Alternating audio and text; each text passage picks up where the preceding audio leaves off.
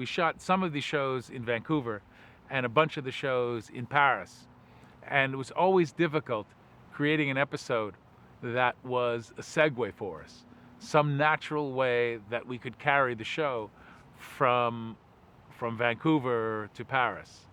And creating an immortal like Xavier did this for us because was such a bad guy that MacLeod would gladly follow him to hell to kill him, especially after he knew that he was tied into Horton, who was responsible for the death of Darius, his really good friend and mentor.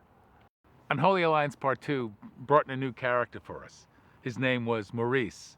And as this was a French and Canadian co-production, we had to bring in a couple of French characters. And we brought in wine-loving, fun-loving Maurice, which we took a lot of heat from the French, mostly because they weren't so crazy about having a wine-loving, fun-loving character. And I guess they thought the character that we'd brought in to play Maurice would have a lot more philosophical and intellectual questions to ask rather than things like, I wonder what we're doing for dinner tonight.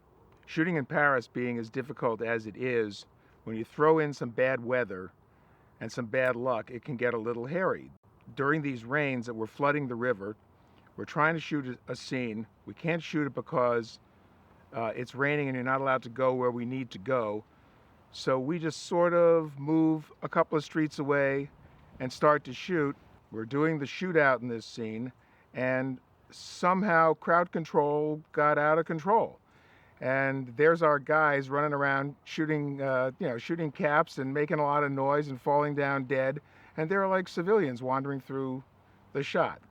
We don't have the right permit. The police come. The production manager goes to jail.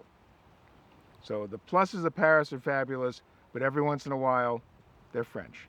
We weren't asked back.